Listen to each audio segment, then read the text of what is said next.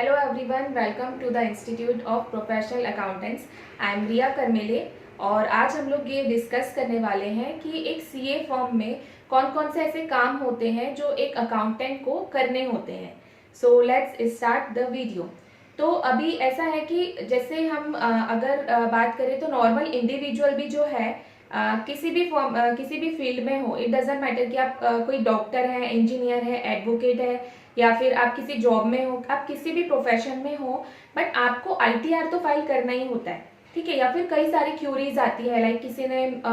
Home loan लिया है या फिर कार के लिए लोन लिया है, तो आप उसमें कैसे डिडक्शन ले सकते हैं, आपको मिलता भी है या नहीं मिलता है। सो बहुत सारी ऐसी इंडिविजुअल इंक्वायरीज भी आती है किसी एक सीए फॉर्म में जिसको आपको सॉल्व करना होता है। और एक चीज़ ये है कि अगर आपको आईटीआर फाइल करना है तो भी आप किसी सीए को ही अपॉइंट करते हो, आप उनके पास जाते हो। और दूसरी ये कि अगर कोई एक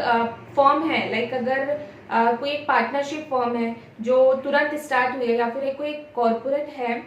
जिनका नया नया स्टार्टअप है, ठीक है, तो उनके लिए भी जो फॉर्मेलिटीज़ होती है, लीगल फॉर्मेलिटीज़ आप बोल सकते हैं, या फिर आपको जीएसटी नंबर जो है वो चाहिए है, या जो डायरेक्टर्स हैं उनका डिजिटल सिग्नेचर जो है वो आपको लेना है, तो भी वो आपको वो सारे काम भी जो है वो सीए फॉर्म में ही आते हैं। अब इसमें यह है कि आपका इन सब चीज़ों में क्या रोल होता है, मतलब आपको ये सब चीज़ें कैसे हैंडल करते हैं। तो फर्स्ट थिंग कि जो आप पढ़ के आए हो,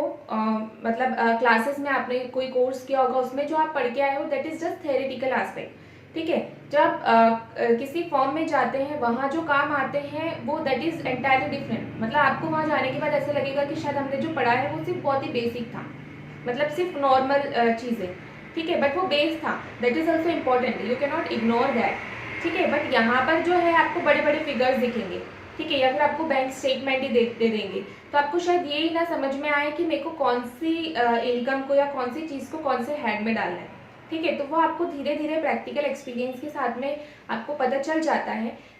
और यहाँ पे एक पॉइंट ये भी है कि आपको आपके पास में, जैसा मैंने कहा कि क्लाइंट्स जो है वो डायरेक्ट आके आपसे कोई क्यूरी भी पूछ सकते हैं, तो आपको पहले ये समझना है कि वो जो क्लाइंट्स है वो चाहता क्या है, मतलब वो क्या करवाना चाहते हैं आपसे, आप उनकी क्यूरी क्या है, आप उनकी नीड को जो है पहले वो समझिए, उसके बाद में ही आप उनको क्या कर सकते हैं, प्रॉपर गाइड कर सकते हैं। अब इसके लिए आपके पास में क्या होना चाहिए, इसके लिए आपके पास में प्रॉपर कम्युनिकेशन स्किल भी होना चाहिए कि आपको कैसे अपनी बात को समझाना है या कैसे अपनी बात को जो है वो प्रेजेंट करना है। तो इसके लिए कहीं ना कहीं आपकी कम्युनिकेशन स्किल जो है वो भी अच्छी होना चाहिए। और बट नॉर्मली ऐसा होता है कि अगर आप किसी फॉर्म में या किसी ऑफिस में काम कर रहे हैं तो वो टाइम के साथ साथ रह रहकर ठीक हो जाती है, क्योंकि आपको